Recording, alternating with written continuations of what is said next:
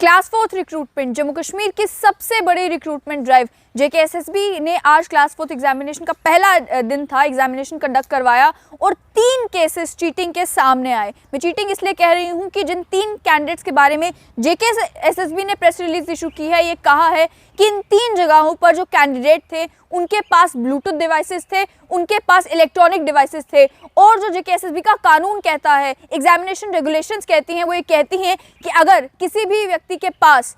किसी भी एस्पिरेंट के पास, किसी भी कैंडिडेट के पास इलेक्ट्रॉनिक डिवाइस पाया जाता है, ब्लूटूथ डिवाइस पाया जाता है या फिर ऐसा कोई मटेरियल पाया जाता है जिसमें कोई इन्फॉर्मेशन हो, तो ऐसा माना जाएगा कि वो अनफेयर मीन्स इस्तेमाल कर रहे हैं। और अगर किसी भी तरीके की असिस्टेंस उन्हें कहीं से मिलती है तो उसे भी माना जाएगा कि वो अनफेयर मीन्स का इस्तेमाल कर रहे हैं। बहुत सारी अफवाहें उड़ रही थी आज एग्जामिनेशन के दौरान। ये कहा जा रहा था कि पेपर लीक हो चुका है, पेपर व्हाट्सएप पर शेयर किया जा रहा है, लेकिन जेकेएसएसबी ने प्रेस रिलीज इशू की है उसमें 3 इंसिडेंट्स का जिक्र किया है, जिनमें से 2 इंसिडेंट्स कश्मीर डिवीजन में हुए और 1 इंसिडेंट जम्मू डिवीजन में हुआ। मैं आपको जगह भी बता दूं, इस प्रेस रिलीज में कहा गया है कि government girls higher secondary school Rehari में, जम्मू में, जहां का वेन्यू कोड 1297 था, वहां पर एक कैंडिडेट को पकड़ा गया जिस कैंडिडेट के पास ब्लूटूथ डिवाइस, इलेक्ट्रॉनिक डिवाइस थे। उसके अलावा कश्मीर की अगर बात की जाए, RP school आरामदार colony Lal Bazaar Srinagar में वेन्यू कोड 1452 और तीसरी जगह यूनिवर्सिटी ऑफ कश्मीर हजरतबल श्रीनगर में, जहां का वेन्यू कोड 1438 था। इन 3 जगहों पर कैंडिडेट्स पकड़े गए जिनके पास ब्लूटूथ डिवाइस, इलेक्ट्रॉनिक डिवाइस था। जब मालूम ये चला, वेन्यू पर जो एग्जामिनेशन कंडक्ट करवा रहे थे, जो इन्विजिलेटर्स थे, जब उन्हें मालूम चला कि इन 3 कैंडिडेट्स के पास ये इलेक्ट्रॉनिक डिवाइस है, तो इमीडिएटली उन्हें आइसोलेट किया गया, उनसे क्वेश्चन पेपर छीन लिया गया, उन्हें एग्जामिनेशन में बैठने नहीं दिया गया। ये कहा कैंडिडेट्स को क्वेश्चन पेपर अटेम्प्ट करने से रोका गया और साथ ही में उन्हें आइसोलेशन में डाल दिया गया, क्योंकि ये अथॉरिटी जेकेएसएसबी के पास है, ये कानून कहता है। उसके बाद ये कहा है कि एक्स्ट्रा विजिल जो है वो इन्विजिलेटरी स्टाफ ने दिखाई। उन्होंने देखा कि कैंडिडेट जो है अनफेयर मीन्स का इस्तेमाल कर रहे हैं और इमीडिएटली उन्होंने जो है वो जेकेएसएसबी को इन्फॉर्म भी किया और साथ ही में उन कैंडिडेट्स को एग्जाम देने से रोका भी।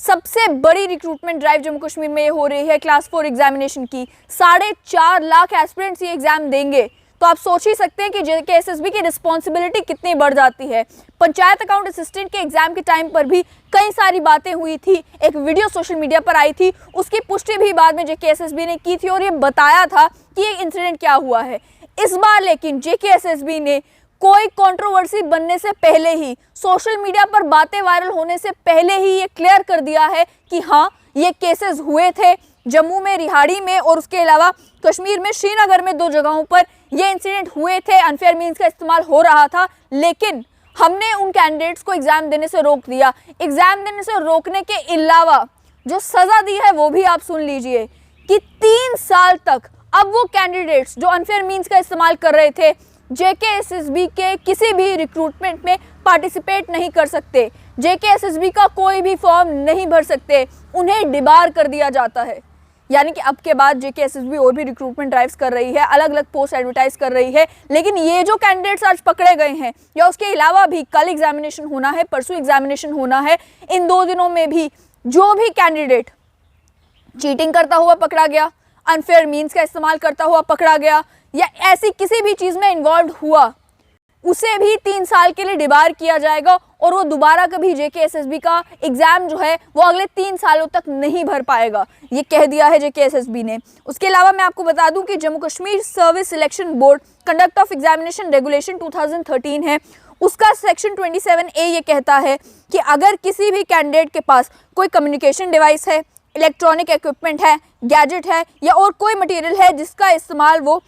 असिस्टेंस लेने के लिए, यानी कि किसी से बात करने के लिए कि आप मुझे ये MCQ का आंसर बता दें, आप मुझे इस क्वेश्चन का आंसर बता दें, अगर इस डिवाइस का इस्तेमाल किसी भी उस चीज़ के लिए किया जा सकता है और वो कैंडिडेट इस्तेमाल कर रहा हो या ना कर रहा हो ये इंपॉर्टेंट नहीं है, वो डिवाइस उसके पास मौजूद है ये इंपॉर्टेंट है, तो ये मान लिया जाएगा कि वो अनफेयर मीन्स का इस्तेमाल एग्जामिनेशन में कर रहा है। आप जानते हैं कि जब आपके हाथ में एडमिट कार्ड आता है या जब आप इंस्ट्रक्शंस पढ़ते हैं एग्जामिनेशन की, उसी समय आपको मालूम होता है कि कौन से गैजेट आपको एग्जामिनेशन हॉल में लेकर नहीं जाने हैं। साथ ही में एडमिट कार्ड के ऊपर इंस्ट्रक्शंस जो लिखी होती है उसमें भी रिपीटेडली लिखा होता है कि अगर आपके पास किसी भी तरह से ये इक्विपमेंट अगर मिलेगा, गैजेट्स मिलेंगे, तो आपको जो है डिस्क्वालीफाई कर दिया जाएगा, आपको एग्जाम में बैठने नहीं दिया जाएगा। उसके बावजूद भी ये कैंडिडेट्स जिनके पास ये मटीरियल, जिनके पास ये इक्विपमेंट मिले, अब उन्हें तो आइसोलेट कर दिया गया, एग्जाम नहीं देने दिया गया। लेकिन जो बड़ी पेनल्टी है वो ये है कि वो अगले 3 साल तक JKSSB का कोई भी एग्जामिनेशन नहीं दे सकते। जनरली भी जब आप एग्जाम देने जाते हैं, कोई भी एग्जाम देने जाते हैं कॉम्पिटिटिव, तो आपसे उस समय भी ये पूछा जाता है कि अगर किसी के पास मोबाइल फ़ोन है या किसी भी तरीके का ब्लूटूथ गैजेट है या कोई मटेरियल है, तो आप उसे सामने सबमिट करवा दें या कहीं और सबमिट करवाने को कहा जाता है, ताकि आपके पास वो गैजेट ना हो। आपके पास अगर गैजेट पाया जाएगा तो आपको डिस्क्वालीफाई कर दिया जाएगा। तो ये JKSSB ने आज जो है कोई मसला बनने से पहले ही, कोई कंट्रोवर्सी बनने से पहले ही और सोशल मीडिया के जरिए हंगामा होने से पहले ही ये प्रेस रिलीज जारी कर दी और बता दिया है कि 3 जगहों पर, मैं दोबारा रिपीट कर देती हूँ आपकी इन्फॉर्मेशन के लिए कि आपका भी अगर वो सेंटर हो तो आपको मालूम चल जाए। Government girls higher secondary school Rehari Jammu, venue code 1297, RP school Alamdar colony Lal Bazaar Srinagar, venue code 1452, और उसके अलावा university of Kashmir Hazratbal Srinagar, venue code 1438। इन 3 जगहों पर कैंडिडेट्स के पास ब्लूटूथ डिवाइस या इलेक्ट्रॉनिक इक्विपमेंट पाया गया तो JKSSB ने उन्हें एग्जाम देने से रोक दिया, क्वेश्चन पेपर अटेम्प्ट करने से रोक दिया, आइसोलेट कर दिया, और अब 3 साल तक के कैंडिडेट्स जो हैं वो JKSSB का कोई भी एग्जामिनेशन नहीं दे पाएंगे। साथ ही में जो भी कैंडिडेट्स 28 फरवरी को यानी कि कल या फिर 1 मार्च को यानी कि फेज 3 में परसों जो है एग्जामिनेशन देंगे, उन्हें भी कॉशन कर दिया है JKSSB ने कि वो इस तरीके की माल प्रैक्टिसेस में इंडल्ज ना करें। जैसे कि मैंने कहा कि बहुत सारे र्यूमर्स फैलाए जा रहे थे, व्हाट्सएप के जरिए भी ये कहा जा रहा था कि एग्जामिनेशन लीक हो गया है। हमारी बात JKSSB के चेयरमैन खालिद जहांगीर से हुई, उन्होंने कहा कि अभी तक हमारी नॉलेज में ऐसा कुछ भी नहीं आया है, लेकिन अगर आएगा तो हम स्ट्रिक्ट एक्शन ज़रूर लेंगे। ये 3 मामले आए थे, हमने स्ट्रिक्ट एक्शन लिया और साथ ही में इन्फॉर्म भी कर दिया है मीडिया को, इन्फॉर्म कर दिया है लोकल पब्लिक को, ताकि उन्हें भरोसा हो कि जो इतनी बड़ी रिक्रूटमेंट ड्राइव जम्मू कश्मीर में होने जा रही है यह फेयर और ट्रांसपेरेंट मैनर में होगी। हमने स्ट्रेट लाइन की टीम ने जिन जिन सेंटर्स पे विजिट किया, आपके साथ हमने वो वीडियो भी शेयर किया है। हमने बच्चों से जानने की कोशिश की, कैंडिडेट से जानने की कोशिश की कि आपके एग्जामिनेशन हॉल में, आप जिस सेंटर में थे, क्या वहाँ पर किसी भी तरीके से चीटिंग हुई। तो उन्होंने भी ऑन कैमरा आकर यही कहा कि कोई चीटिंग के चांसेस नहीं थे, सर उठाने से भी हमें मनाही थी, तो चीटिंग के तो कोई सवाल ही पैदा नहीं होता, बिल्कुल फ्री एंड फेयर मैनर में एग्जामिनेशन कंडक्ट हुआ है। लेकिन हो सकता है कई सारे ऐसे सेंटर्स हों जहाँ पर इस तरह की चीज़ें हुई हों। 3 सेंटर्स का पता तो JKSSB को चला तो इमीडिएटली उन्होंने कर दिया। आपके पास अगर ऐसी कोई भी इन्फॉर्मेशन है आप JKSSB के साथ ज़रूर शेयर करें, क्योंकि JKSSB की फ़िलहाल कोशिश यही है कि ये examination free and fair manner में हो, जिस तरीके से पंचायत अकाउंट असिस्टेंट की हुई थी। लेकिन इस तरह के केसेस होना लाजमी है। 4.5 लाख कैंडिडेट्स जो हैं वो एग्जामिनेशन दे रहे हैं। हो सकता है उनमें से 10 कैंडिडेट हो, 20 कैंडिडेट हो, 3 कैंडिडेट आज नजर आए हैं, वो कैंडिडेट्स इस तरह की मैल प्रैक्टिसेस में इंडल्ज करते मिल सकते हैं। लेकिन जैसा कि JKSSB के चेयरमैन ने भी पहले भी कहा है कि एग्जामिनेशन के ऊपर आपका फोकस होना चाहिए, चीटिंग के ऊपर नहीं। आपका फोकस ये होना चाहिए कि मैं मेहनत कितनी करूं, ये नहीं कि मेरी नौकरी कौन लगवाएगा, किसको मैं पैसे दूं तो वो मेरी नौकरी लगवा देगा, वो सिस्टम नहीं चलेगा। तो आप एग्जामिनेशन के ऊपर फोकस करें, पूरा ध्यान एग्जामिनेशन के ऊपर दें। और एक्स्ट्रा मार्क्स मैं आपको बता ही चुकी हूँ कि अगर आप होम डिस्ट्रिक्ट के रहने वाले हैं वैसे ही आपको एक्स्ट्रा मार्क्स मिलने वाले हैं, होम डिवीजन के रहने वाले हैं वैसे ही आपको एक्स्ट्रा मार्क्स मिलने वाले हैं। लेकिन अगर हाँ मेल प्रैक्टिसेस और अनफेयर मीन्स कहीं पर भी होते नजर आते हैं, ज़रूर JKSSB को इन्फॉर्म करें, हमें ज़रूर इन्फॉर्म करें। आज जो एग्जामिनेशन हुआ, आज 1,34,000 लोगों ने क्लास 4 का एग्जामिनेशन दिया है। और आप समझें कि कितनी बेरोज़गारी जम्मू कश्मीर में है कि PhD candidates, post graduates, graduates जो हैं वो भी क्लास 4 का एग्जामिनेशन दे रहे हैं। मेरे साथ मेरे कलीग सैयद जुनैद हाशमी हैं, इनसे बातचीत करते हैं कि आज ये जो JKSSB ने फैसला लिया है कि जो भी अनफेयर मीन्स में इंडल्ज करता पाया गया, जो भी चीटिंग करता पाया गया, जो भी इलेक्ट्रॉनिक डिवाइस लेता हुआ पाया गया, जो भी कोई गाइडलाइंस का वायलेशन करता हुआ पाया गया, 3 साल तक उसे डिबार कर दिया जाएगा। JKSSB का कोई भी एग्जामिनेशन वो दोबारा नहीं दे सकता। इस फैसले को आप कैसे देखते हैं? पल्लवी, फैसला तो बहुत अच्छा है JKSSB का, लेकिन अब 2-3 चीज़ें हमें देखनी होंगी। एक तो ये इम्तिहान 3 दिन चलना है, तो JKSSB के लिए अग्नि परीक्षा है। अग्नि परीक्षा है चेयरमैन JKSSB खालिद जहांगीर के लिए, अग्नि परीक्षा है पूरे JKSSB के स्टाफ के लिए। आज के दिन के लिए मुबारकबाद उनको कि सुबह सुबह हमें भी खबर आई थी कि भाई कहीं पेपर लीक हुआ है, लेकिन हमने JKSSB में फ़ौरन कांटेक्ट किया और उनसे मालूम करने की कोशिश की कि क्या ये जो अफवाहें फैली इसमें कोई सच है। तो फ़ौरन मालूम पड़ा ये कि आप इंतज़ार करें। और आप जानते भी हैं कि नई जो सोशल मीडिया पॉलिसी आई है, बहुत सारे दोस्त जो हमें देख रहे हैं, उस पॉलिसी के तहत जब तक आप किसी इन्फॉर्मेशन को लेकर बिल्कुल कंफर्म नहीं है और आपने उस इन्फॉर्मेशन को आधिकारिक तौर पर उसकी पुष्टि नहीं की है, अगर आप उसको चलाएंगे तो वो वीडियो आपका अचानक आपके फेसबुक के पेज से गायब हो जाएगा और बाद में आपको नोटिफिकेशन आ जाएगा जी कि आपका वीडियो इसलिए गायब कर दिया गया क्योंकि आपने फेक इन्फॉर्मेशन फैलाई थी। नंबर 1। नंबर 2 चीज़, बच्चे जब इम्तिहान देके बाहर निकलते हैं वो बहुत सारी बातें करेंगे। किसी का पेपर अच्छा नहीं हुआ जी, मैं सेंटर में था, लोग दाएं बाएं देख रहे थे, नकल हो रही थी, तो वो बात भी होगी। लेकिन अपनी तरह की बहुत बड़ी बात है कि जो 3 बच्चों को डिबार किया है, जेकेएसएसबी को ये करना चाहिए कि ये तो 3 बच्चों की बात है, मान लीजिए पता चलता है किसी जगह पेपर लीक हुआ है, जिन लोगों अगर कहीं कोई ऐसी वारदात होती है तो पूरे सेंटर की में जितने भी लोग हैं उनके खिलाफ कानूनी कार्रवाई होनी चाहिए। जो लोग क्या कहते हैं, जो स्टूडेंट्स उसमें इन्वॉल्व है, उनके खिलाफ कानूनी कार्रवाई होनी चाहिए। क्योंकि मैं आज देख रहा था कि जब आप बच्चों से बात कर रहे थे तो मैं ये देख रहा था कि स्टूडेंट जो अनएम्प्लॉयड है ना, वो बड़ी उम्मीद के साथ जो है एग्ज़ाम सेंटर में जाता है कि जी मेरी नौकरी लग जाएगी, मैंने इम्तिहान दे दिया। अगर उसके बाद बैकडोर एंट्रीज होती हैं, उसके बाद रिजल्ट में कोई गड़बड़ होती है, तो आप जरा सोचिए कितनी बड़ी नाइंसाफ़ी उन तमाम बच्चों के साथ होती है। ये तो लगभग मर्डर करने के बराबर है, तो लगभग कत्ल करने के बराबर है। ठीक है, वैसे मैंने कहा ना कि जिस तरीके से लोग जब मैसेज कर रहे थे कि ये पेपर लीक हो गया है, तो एक ही चीज नजर में आती कि हमने बड़ी मेहनत करके पढ़ाई की है, अब अगर ये सब कुछ होगा फिर हमारा क्या होगा, तो वो भी एक चीज लोगों के माइंड में है। लेकिन यहाँ प्रशंसा करनी होगी जेकेएसएसबी के चेयरमैन की, उनकी सारी टीम की। इतनी बड़ी एक्सरसाइज जो जेएनके की रिक्रूटमेंट की हिस्ट्री की सबसे बड़ी एक्सरसाइज है कि आप लगभग 4-4.5 लाख लोगों को का एग्ज़ाम लेने जा रहे हैं और उसके बाद अब 8,500-9,000 के करीब लोगों को नौकरी देने जा रहे हैं। तो इतनी बड़ी एक्सरसाइज में अगर कहीं पर छोटी मोटी छुटपुट कुछ घटनाएं होती हैं तो उन्हें इग्नोर भी किया जा सकता है। क्यों इग्नोर किया जा सकता है? क्योंकि वर्ल्ड इतनी बड़ी एक्सरसाइज हो रही है और इस एक्सरसाइज में जेकेएसएसबी ने आज जो एक्शन लिया है उसके लिए वो बधाई के पात्र हैं। और उम्मीद और तवक्का ये कि जैसे जैसे एग्ज़ाम आगे बढ़ेगा, अगले 2 दिन भी इसी तरह की सतर्कता जेकेएसएसबी का स्टाफ बरतेगा। कश्मीर में भी जो है कुछ बेईमान पकड़े गए हैं, जम्मू में भी कुछ लोग पकड़े गए हैं, इनके खिलाफ कानूनी कार्रवाई भी हुई है, 3 साल के लिए इनको डिबार भी किया गया है। बट आपको नहीं लगता कि जेकेएसएसबी के पास भी कोई ऐसा मैकेनिज्म होना चाहिए, जैसे कि बहुत सारे बच्चे बहुत सारे ग्रीवेंसेस लेकर जेकेएसएसबी के पास पहुंचते हैं, ईमेल्स डालते हैं, कि एक ये भी मैकेनिज्म हो कि आपको किसी भी सेंटर में अगर कोई डिस्क्रिपेंसी दिखती है तो उसे भी आप रिपोर्ट कर सकते हैं, ताकि जेकेएसएसबी फिर रीवेरीफाई कर पाए, वहां पे इन्विजिलेटर स्टाफ से पूछ पाए। जी आप बिल्कुल सही कह रही हैं, लेकिन सोशल मीडिया इतना ज़्यादा फैला हुआ है कि उसके ज़रिए भी बातें जो हैं वो जेकेएसएसबी तक पहुँच रही हैं। जेकेएसएसबी में बहुत सारे रिफॉर्म्स ऑलरेडी हो रहे हैं, लेकिन 5 अगस्त के 2019 के बाद से लेकर आज अभी 2 साल भी मुकम्मल नहीं हुए हैं। इतनी जल्दी इतनी ज़्यादा एक्सपेक्टेशंस रखना कि जी सब इलेक्ट्रॉनिक हो जाएगा, आपका ग्रीवेंस रिड्रेसल का मैकेनिज्म ज़बरदस्त हो जाएगा, ग्रीवेंस रिड्रेसल के लिए लोग लगे होंगे, स्टाफ थोड़ा सा है, उसी थोड़े से स्टाफ से आपने कल पंचायत अकाउंट्स असिस्टेंट के नतीजे भी तैयार करने हैं, ये इम्तिहान भी मुकम्मल करना है। उसके बाद अगर ये ग्रीवेंसेस के जवाब देने में एसएसबी के लोग लग जाएंगे तो आप देखते हैं कि स्ट्रेट लाइन के ऊपर एक ही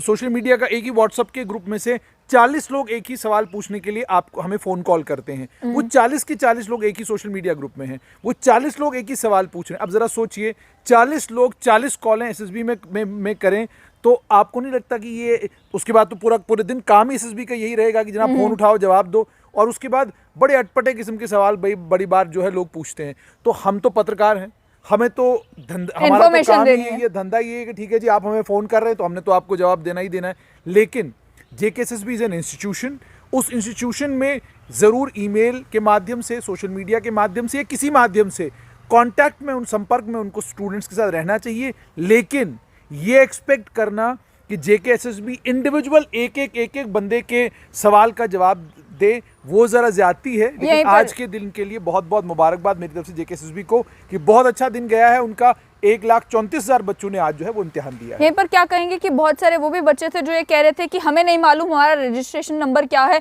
लेकिन हमें एडमिट कार्ड डाउनलोड करने में बड़ी दिक्कत हो रही है। तो आगे भी जेकेएसएसबी बहुत सारी रिक्रूटमेंट कंडक्ट करने वाली है, तो एस्पिरेंट से आप क्या कहना चाहेंगे कि उन्हें किन किन चीज़ों का ध्यान देना है कि हर एक चीज़ तो जेकेएसएसबी मैनेज नहीं ना करेगी। रजिस्ट्रेशन नंबर जो आपका है वो तो आपको ही लिख कर रखना है, नोट डाउन करके रखना है। मैक्सिमम बच्चे मैंने देखा है, बच्चों की बहुत बड़ी तादाद, बड़ा अनफॉर्चुनेट है, ये बहुत बदकिस्मती है हमारी कि आज भी अब साइबर कैफ़े में जाके अपना फॉर्म भरवाते हैं।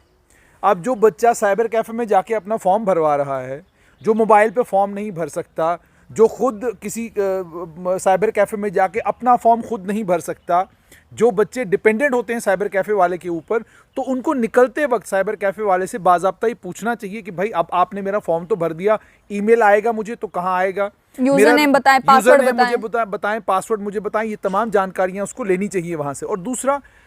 आगे जाकर मुझे लगता है सरकार को भी, जितने भी ये साइबर कैफ़ेज़ हैं, इन सभी साइबर कैफ़ेज़ पर भी थोड़ी सी मुझे लगता है नज़र रखनी पड़ेगी सरकार को भी, कि कहीं ऐसा तो नहीं है कि साइबर कैफ़े वाला फॉर्म तो भर रहा है, क्योंकि वो तो जाहिर सी बात है उसके लिए चार्ज भी कर रहा है बच्चे से,